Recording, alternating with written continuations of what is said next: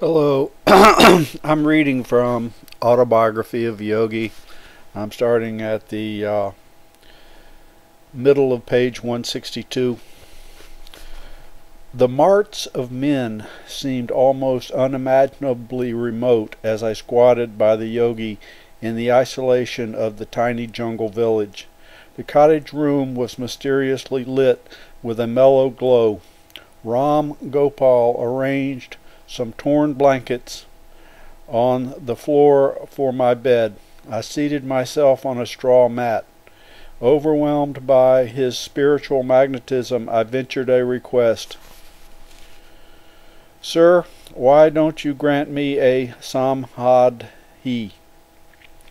Dear one, I would be glad to convey the divine contact, but it is not my place to do so."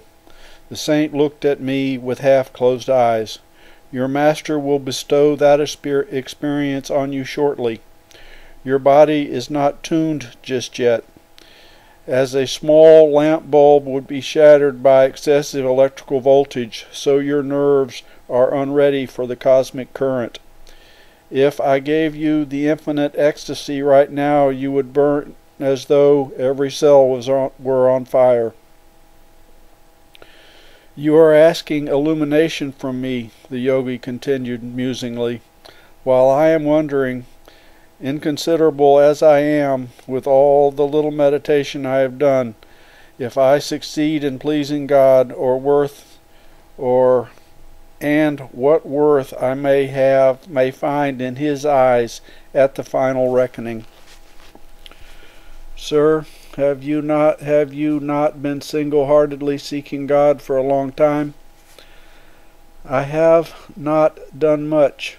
Bihari must have told you something of my life. For 20 years I occupied a secret grotto, meditating 18 hours a day. Then I moved into a more accessible cave and stayed there for 25 years, remaining in yoga union for 24 hours daily. I did not need sleep, for I was ever with God. My body was more rested by the complete calmness of superconsciousness than it could have been by the imperfect peace of the ordinary subconscious state. The muscles relax during sleep, but the heart, lungs, and circulatory system are constantly at work. They get no rest. In superconsciousness, all internal organs remain in a state of suspended animation, electrified by the cosmic energy. By such means I have found it unnecessary to sleep for years." He added, "The time will come when you too will dispense with sleep." "My goodness, you have meditated for so long, yet are unsure of the Lord's favor," I remarked with astonishment. "Then what about us poor mortals?" "Well, don't you see, my dear boy, that God is eternity itself? To assume that one may fully know Him by 45 years of meditation is rather a preposterous expectation. Babaji assures us, however, that even a little meditation serves us from the dire fear of death and of after-death states. Do not fix your spiritual ideal on small mountains, but hitch it to the star of unqualified divine attainment. If you work hard, you will get there." Enthralled by the prospect, I asked him for further enlightening words. He related a wondrous story of his first meeting with Lahara Mahasaya's guru, Babaji. Around midnight, Ram Gopal fell into silence, and I lay down to my blankets. Closing my eyes, I saw flashes of lightning. The vast space within me was a chamber of molten light. I opened my eyes and observed the same dazzling radiance. The room became a part of the infinite vault that I was beholding with interior vision. The yogi said, "Why don't you go to sleep?" "Sir, how can I sleep when lightning is blazing around me, whether my eyes are shut or open?" You are blessed to be having this experience. The spiritual radiations are not easily seen. The saint added a few words of affection. At dawn, Ram Gopal gave me rock candies and said I must depart.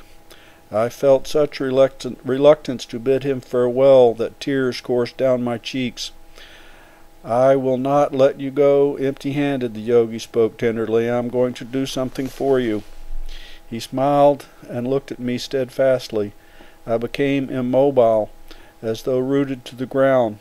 Vibrations of peace that emanated from the saint flooded my being. I was instantaneously healed of a pain in my back that had been troubling me intermittently for years. Renewed, bathed in a sea of luminous joy, I wept no more.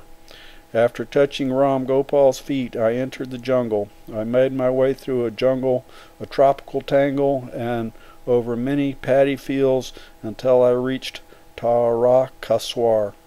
There I made a second pilgrimage to the famous shrine and prostrated myself fully before the altar.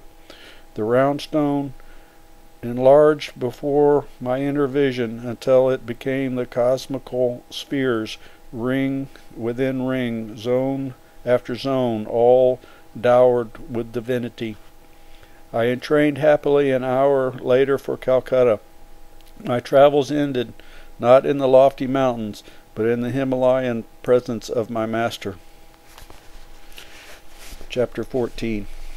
An experience in the cosmic consciousness. I am here, Guruji. My shamefacedness spoke more eloquently for me. Let us go to the kitchen and find something to eat. Sri Yukteswar's manner was as casual as though hours and not days had separated us. Master, I must have disappointed you by my abrupt departure from my duties here. I thought you might be angry with me. No, of course not. Wrath springs only from the thwarted desires. I do not expect anything from others, so their actions cannot be in opposition to wishes of mine. I would not use you for my own ends. I am very happy only in your true happiness. I am happy only in your true happiness. Sir, one hears the divine love in a vague way, but today I am indeed having a concrete example of it from your angelic self. In the world, even a father does not easily forgive his son if he leaves his parents' business without warning, but you show not the slightest vexation, though you must have been put to a great inconvenience by the many unfinished tasks I left behind. We looked into each other's eyes, where tears were shining. A blissful wave engulfed me. I was conscious that the Lord, in the form of my Guru, was expanding the limited ardors of my heart to reach to vast reaches of cosmic love. A few mornings later I made my way to Master's empty sitting room. I planned to meditate, but my laudable purpose was unshared by disobedient thoughts. They scattered like birds before the hunter. Mukunda! Sri Yukteswar's voice sounded from a distant balcony. I felt as rebellious as my thoughts. Master always urges me to meditate. I muttered to myself, he should not disturb me when he knows why I came to his room. He summoned me again. I remained ostensibly silent. The third time his tone held rebuke. Sir, I am meditating, I shouted protestingly. I know you are meditating, my Guru called out, with your mind disturbed like leaves in a storm. Come here to me. Thwarted and exposed, I made my way sadly to his side. Poor boy, mountains cannot give you what you want. Master spoke caressingly, comfortingly. His calm gaze was unfathomable. Your heart's desire shall be fulfilled. Sri Yukteswar seldom indulged in riddles. I was bewildered. He struck me gently on the chest, above the heart. My body became immovably rooted. Breath was drawn out of my lungs as if by some huge magnet. Soul and mind instantly lost their physical bondage and streamed out like a fluid piercing light from every pore.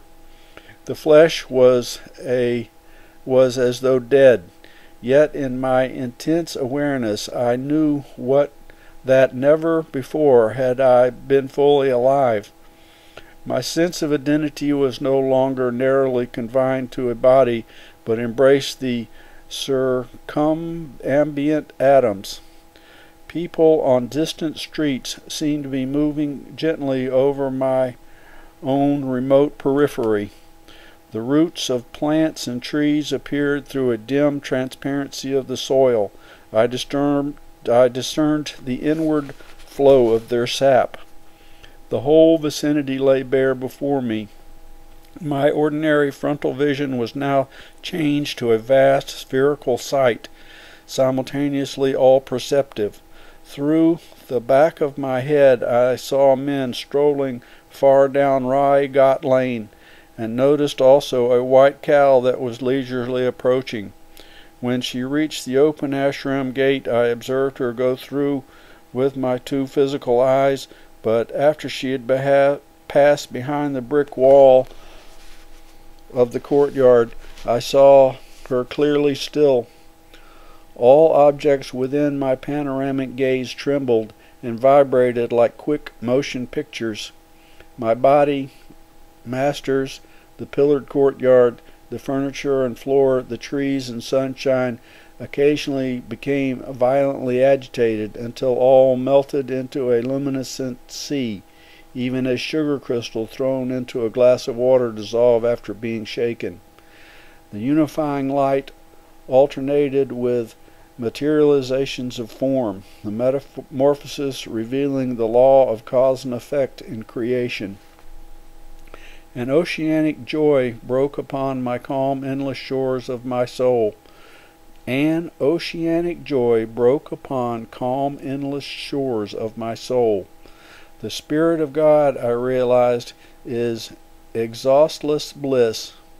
His body is countless tissues of light. A swelling glory within me began to envelop towns, continents, the earth, solar and stellar systems, tenuous nebulae and floating universes. The entire cosmos, gently luminous, like a city seen afar at night, glimmered within the infinitude of my being.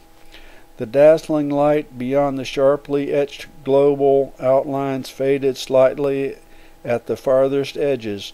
There I saw a mellow radiance, even undiminished.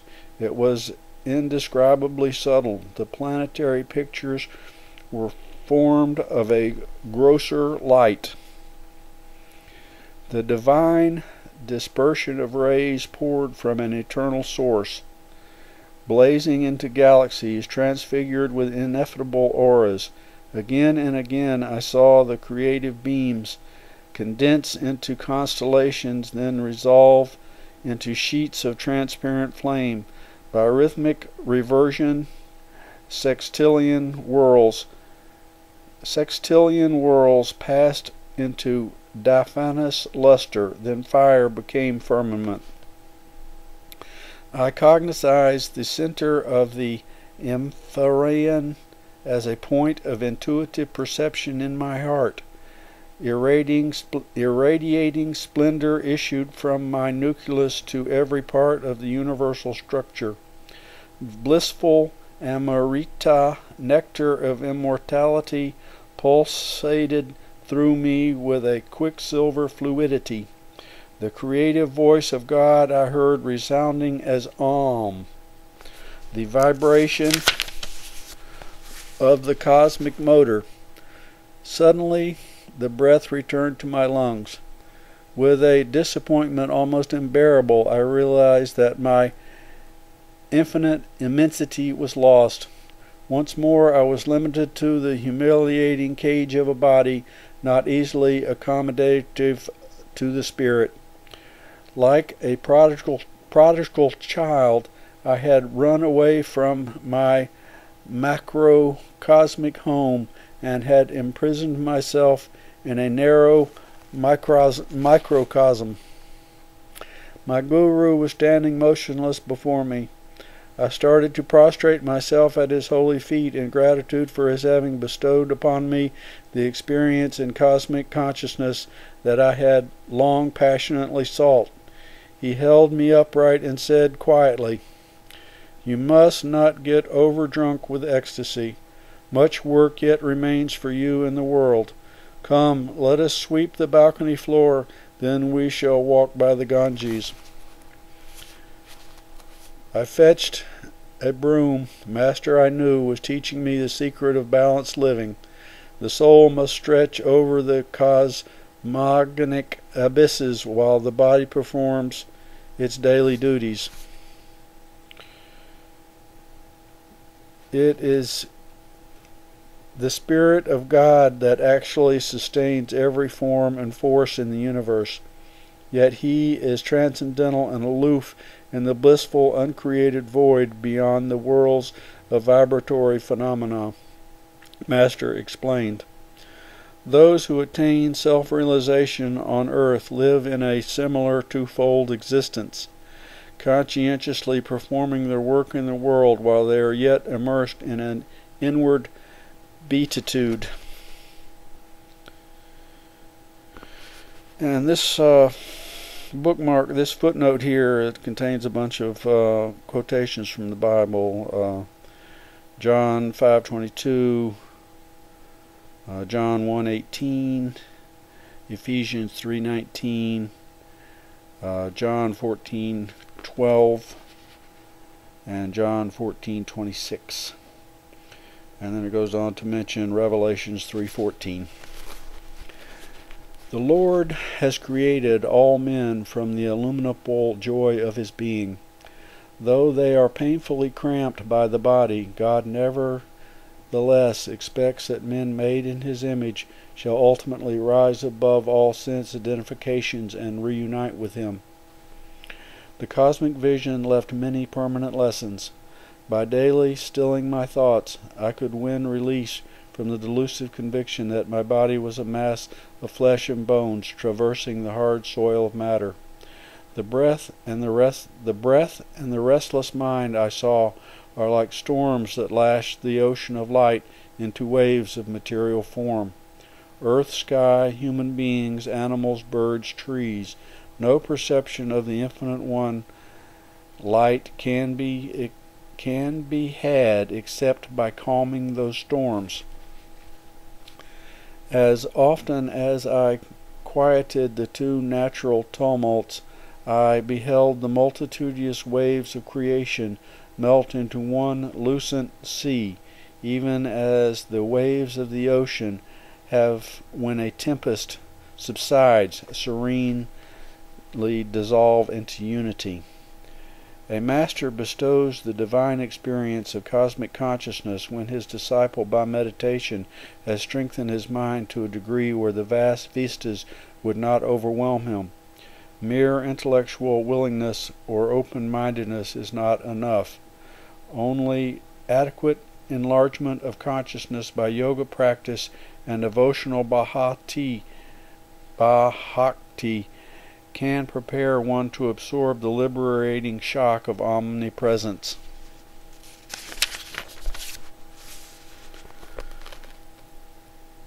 The divine experience comes with a natural inevitability to the sincere devotee. His intense craving begins to pull at God with an irresistible force. The Lord, as the cosmic vision, is drawn by that magnetic ardor into the seeker's range of consciousness. I wrote in my later years the following poem, Sa Mahadi, endeavoring to convey a glimpse of its glory. Here's the poem.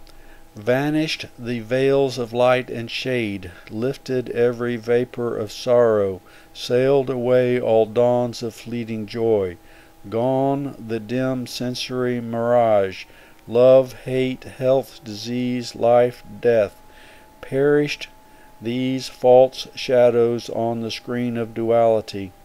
The storm of Maya stilled. By magic wand of intuition deep, present, past, future no more for me, but ever present, all-flowing I everywhere. Planets, stars, stardust, earth, volcanic burst of doomsday cataclysms, creation's molding furnace, glaciers of silent X-rays, burning electron floods, through all men past, present, to come, every blade of grass, myself, mankind, every particle of universal dust, anger, greed, good, bad, salvation, lust, I swallowed, transmuted all into a vast ocean of blood of my one being, my own one being. Smothering joy, oft puffed by meditation, blinding my tearful eyes, burst into immortal flames of bliss, consumed my tears, my frame, my all. Thou art I am thou, knowing, knower, known as one, tranquil and unbroken thrill, eternally living, ever new peace, enjoyable beyond imagination of expectancy, samadhi bliss, not an unconscious state or mental chloroform without willful return, samadhi, but extends my conscious realm beyond limits of the mortal frame, to furthest boundary of eternity, where I, the cosmic sea, watch the little ego floating in me. Mobile murmurs of atoms are heard. The dark earth, mountains, vales, low, molten liquid. Flowing seas change into vapors of nebulae. Blows upon vapors, opening wondrously their veils. Oceans stand revealed, shining electrons, till at the last sound of the cosmic drum, vanish the grosser lights into eternal rays of all-pervading bliss. From joy I came, for joy I live, in sacred joy I melt. Ocean of mind, I drink all creation's waves, four veils of solid, liquid vapor light. Lift aright. I in everything enter the great myself, gone forever, fitful flickering shadows of mortal memory. Spotless is my mental sky, below, ahead, and high above. Eternity and I, one united ray, a tiny bubble of laughter. I am become the sea of mirth itself. Sri Yukteswar taught me how to summon the blessed experience at will, and also how to transmit it to others when their intuitive channels are developed. For months after the first time, I entered the state of ecstatic union, comprehending daily why the Upshans say that God is Rasa, the most relishable. One morning, however, I took a problem to master. I want to know, sir, when shall I find God? You have found him. Oh, no, sir, I don't think so. My guru was smiling. I am sure you aren't expecting a venerable personage adorning a throne in some antiseptic corner of the cosmos. I see, however, that you are imagining that possession of miraculous powers is proof that one has found God. No, one might gain in the power to control the whole universe, yet find the Lord elusive still. Spiritual advancement is not to be measured by one's displays of outward powers, but solely by the depth of his bliss in meditation. Ever new joy is God. He is inexhaustible. As you continue your meditations during the years, He will beguile you with an infinite ingenuity, Devotees like yourself, who have found the way to God, never dream of exchanging Him for any other happiness. He is seductive beyond thought of competition. How quickly we weary of earthly pleasures. Desire for material things is endless. Man is never satisfied completely and pursues one goal after another. The something else he seeks is Lord, who alone can grant lasting joy. Outward longings drive us from the Eden within. They offer false pleasures that only impersonate soul happiness. The lost paradise is quickly regained through divine meditation. As God is unanticipatory, ever newness, we never tire of Him. Can we be surfeited with bliss, delightfully varied throughout eternity? I understand now, sir, why saints call the Lord unfathomable. Even everlasting life could not suffice to appraise Him. That is true, but He is also near and dear. After the mind has been cleared by Kriya Yoga of sensory obstacles, meditation furnishes a twofold proof of God. Ever new joy is evidence of His existence, convincing to our very atoms. Also in meditation one finds His instant guidance, His adequate response to every difficulty. I see, Guruji, you have solved my problem. I smiled gratefully. I do realize now that I have found God, for whenever the joy of meditation has returned subconsciously during my active hours, I have been subtly directed to adopt the right course in everything, even the minor details. Human life is beset with sorrow until we know how to tune in with the divine will, whose right course is ever baffling to the egotistic intelligence. Master said, God alone gives unerring counsel. But he bears the burden of the cosmos. And this is a picture of Sri Yukteswar's seaside ashram in Puri, Orissa.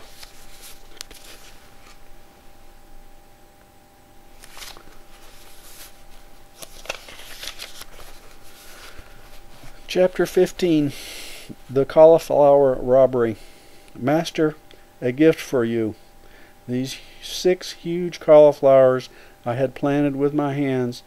I have watched over their growth with the tender care of a mother nursing her child. I presented the basket of vegetables with a ceremonial flourish. Thank you, Sri Yukteswar's smile was warm with appreciation. Please keep them in your room. I shall need them tomorrow for a special dinner. I had just arrived in Puri to spend my college summer vacation with my guru at his seaside hermitage. Built by Master and his disciples, the cheerful little 2-story retreat fronts on the Bay of Bengal. I awoke early in the following morning, refreshed by the salty sea breezes and the quiet charm of the ashram. My guru's melodious voice was calling. I took a look at my cherished cauliflowers and stowed them neatly under my bed. Come, let us go to the beach. Master led the way. Several young disciples and I followed in a scattered group. Our guru surveyed us with mild criticism. When our Western brothers walk, they usually take pride in unison. Now please march in 2 rows, keep rhythmic step with one another. Sri Yukteswar watched as we obeyed. He began to sing, Boys go to and fro in a pretty little row. I could not but admire the ease with which Master was able to match the brisk pace of his young students. Halt! My guru's eyes sought mine. Did you remember to lock the back door to the hermitage? I think so, sir. Sir Eustace was silent for a few minutes, a half-suppressed smile on his lips. No, you forgot, he said.